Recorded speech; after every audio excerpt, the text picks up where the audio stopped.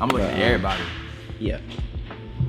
Starting off, can you introduce yourself for some people that might not be 100% familiar? What's going on, guys? My name is Caleon Fox, also known as Sensei Fox, and I'm out here in Houston, Texas.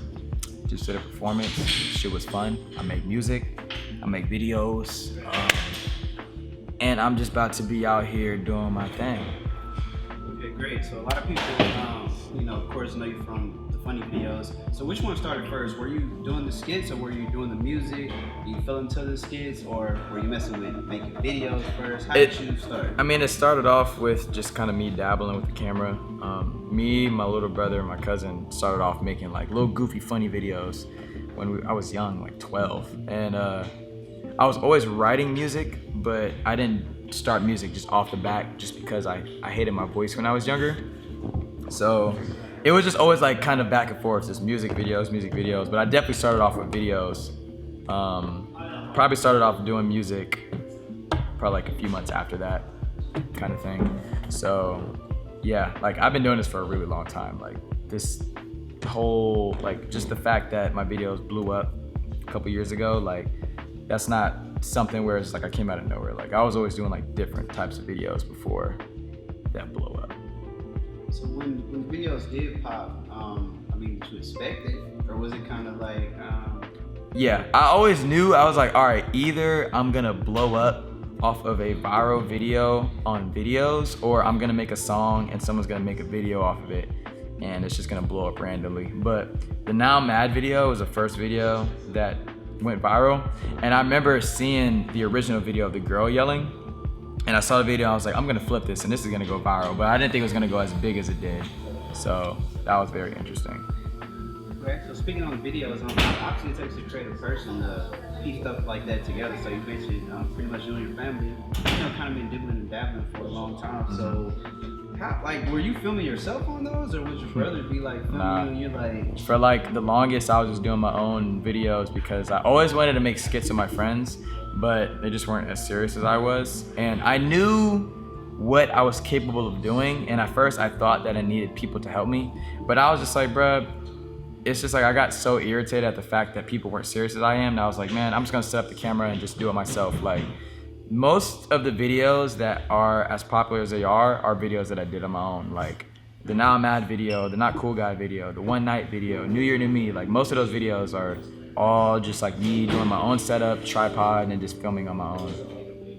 Okay, so once the video started to pick up steam, of course, the music started to pick up steam as well. So like, how would you describe your musical sound? I mean, from what's out right now, I describe it as kind of playful because it was more on the kind of comical side, like as far as like No Swag and like the Do-Rag song. Those were songs that I was like, all right, I'm just gonna take a topic, and it's gonna be a goofy topic, but it's also got like some meaning to it. Like with No Swag, it's like with me in the video with like having the fresh ass cut on, like the glasses with only one leg, and like headphones that aren't connected to anything. I wanted to show like a subliminal message of like me not caring of what people thought of, like when they see me they're gonna be like, oh, that nigga look hella weird, you know what I mean? But I was just like, bro, like I don't give a fuck, I'm just gonna do what I want to do. And I mean, that's like the whole concept of no swag, just like me wearing what I want to wear, not giving a fuck about what people think about it. And that's like what the concept of that video, or that song and video is. And even though people listen to it and they're like, oh, it's a goofy song, like it's definitely got meaning to it, you know? So it was just like me taking a satirical concept and still making it like funny, but it's like it's got some message behind it too, you know? Definitely. I mean, and how important do you think timing is? Because, like that style of music, and even the style of videos, from the way, that the visuals look, probably wouldn't have been accepted, if you go back probably 10 years, probably Tyler Creator and kind of started to kind of bring the light to it. Yeah. So like, how important do you think timing is to releasing the music and doing the videos? Pretty much because your stuff started to, I guess, pop up in 2014 when it first started going viral. So how important? I mean, how much of that would you attribute to that timing? Your perfect timing, also. I mean, I'd say like, at first I wasn't even really paying attention to timing. I just knew that I had something going with the comical videos. And like that was something I was not expecting. I wasn't expecting to be like a YouTube sensation or a viral meme or any of that. But like when it came about, I was just like, well, this is a perfect opportunity for me to make a name for myself. So how can I use this to get people familiar with Caleon Fox, you know? And I remember like as I was going about my YouTube videos, I was just like, all right, like how can I get people to transition to my music stuff?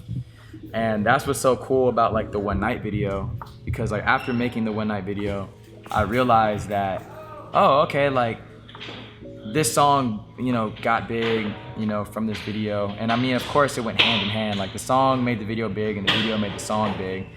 And I realized, I'm like, well, why don't I just use my own song for my videos, you know? And so and like as I started doing that, people began to ask, like, what song is that? And who's singing that? And I'm like, oh, this is me. And that's how I ended up getting people to transition down my music avenue without saying, like, you know, without being that YouTuber that's like, oh, download my mixtape now. You know what I mean? It's just a smooth transition into people seeing my music. So I wouldn't necessarily say it was like a timing thing. It was just like trying to figure out how to transition from YouTuber to an actual artist, you know?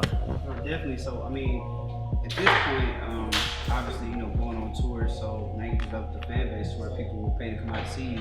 How important do you think it is to continue to keep that content in their face? I mean, you do it on Instagram. You know, it's kind of switched to Instagram, YouTube. But how important do you think it is to still create those type of videos that initially got everything going, or do you feel like you can just, you know, fully extend the music at this point? I don't want to like. I don't plan on just completely ditching making funny videos, because like I'm working with this company called Super Deluxe, and I would say like that's where I make my funny, like a bunch of my funny content, you know, videos. Like I have a show now. It's called Anime Fit 9000. It's basically about me.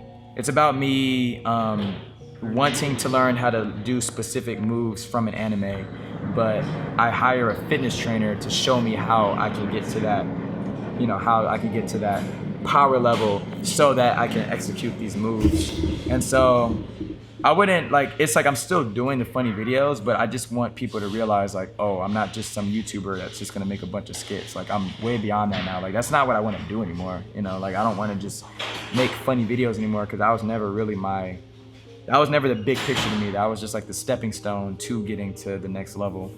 And so just I would just say like it's just me going through this transition, you know? Yeah. And as you continue to grow, what's some of the other things that you can see? 'Cause I mean, when I look at everything you're doing, even from like the style perspective, like I definitely see I don't want to say like mini Donald Glover, but I see somebody that's capable of doing. I mean, that is my boy. So. I see somebody that can literally do everything he's doing. Yeah. There's not many people that can. I mean, there's people that know what stuff needs to look like. There's not many people that can go do a video and then go make a good song and actually do both. You know, people.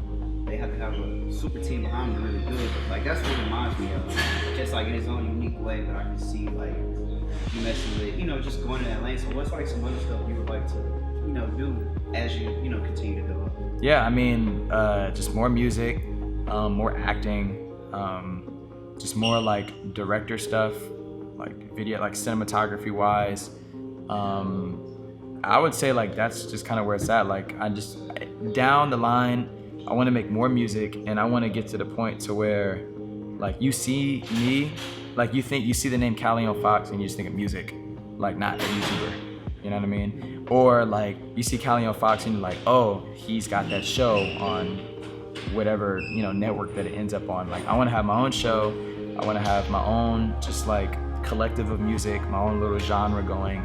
And I mean, even further down the line, once I get tired of that, like I just want to get into directing and just like directing movies, music visuals, TV shows, anything along the lines of that. Like I just feel like there's such a big picture that people don't really see yet. It's like it's way bigger than just internet.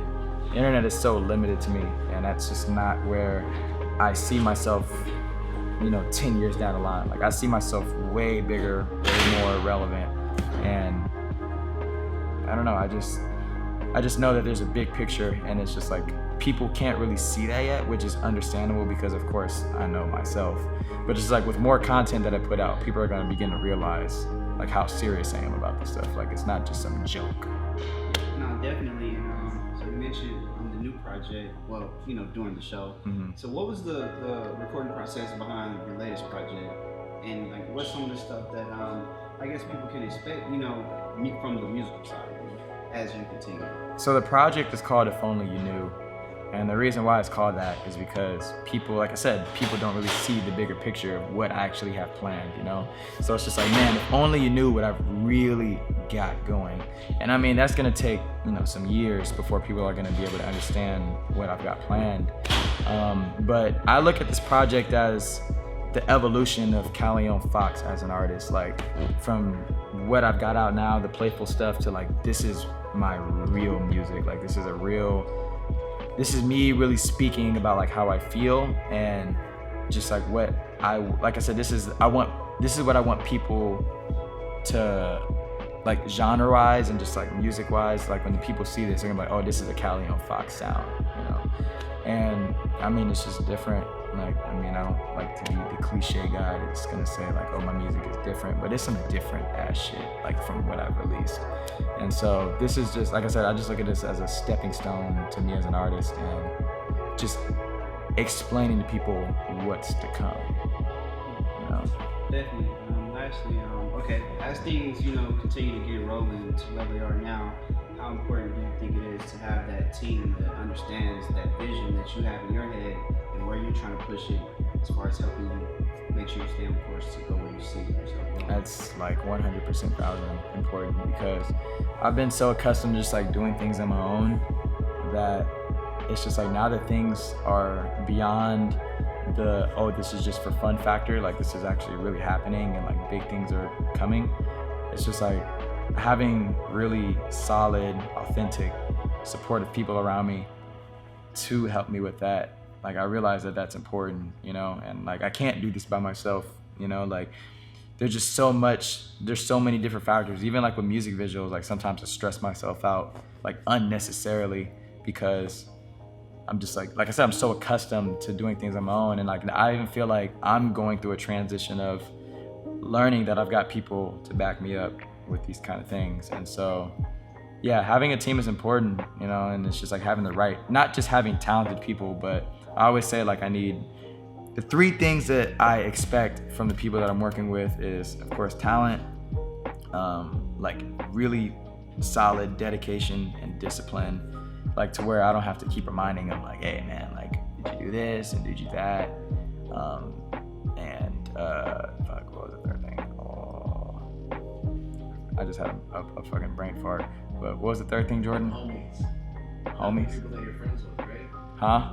Having people that you're friends with, or is that not it? Nah, like vibe with That's them. what you were saying. Oh yes, I have to vibe with them. Like they have to have like really smooth vibes. Like if I don't care like how talented a person is. Like we can work together, but if it's gonna be like longevity wise, like if you don't have good energy and you're on some like weird negative shit, then it's not gonna work longevity wise. But yeah, team is important. Like it's definitely important to have the right people around you to support you. And I just feel like I said, it just goes back to the bigger picture. Like you can't do this shit by yourself. So you have to have the right people with you. Definitely, okay, after the show, or even towards the end of the show, when you invited like the lady up there who was cutting hair, like how does it feel to you as an artist when people come express their stories to you, or how she, mentioned, that your music was for her? Like how does it make you feel as a creator when people, cause I'm sure you've been hearing it for a minute now, but I mean, it's tight because I mean that's one of the main reasons why. That's what that similar impact is what made me start doing this. Because I mean, this all started from when I was young, and we had a dog. She ended up passing away, and my mom and like my brother and I were really close to her. Her name was Nina, and when she passed, my mom was just like in a super depressive state, and like my mom and I were really close, and so it just sucked seeing her that way. So I decided to make a video dedicated to her, like the dog that passed. Like it was just like all photos and videos that I had of her. And I mean, mind you, I'm like 12 or 13 years old. put the video together. I showed my mom, and like after seeing her impact, like like joy, and just seeing like, damn, like I can do that just based off of some music, like some videos, some music, and some photos. That just showed me like, all right, like there's something I could do with this, you know. So just seeing her, like just seeing that I could impact for someone like her and like everyone else that came through, it's big to me, and I mean, it speaks volumes, and I mean, it just shows me that I'm doing the right thing, you know. So it's just cool to be able to set example for people and to show people like, hey man, like you can do this too. It's tight. Definitely. I mean, you had a pretty wide crowd. I mean, 'cause she was 26. I swear I saw somebody that's about 14. So that's like a nice, you know, Sure. variety of people to influence. So Much love to everybody that came out. You know, this is just the beginning of what's to come. This is Caleon Fox, out here living healthy. We will be back bigger and better, and have a good night, and if only you knew. appreciate it. Yeah.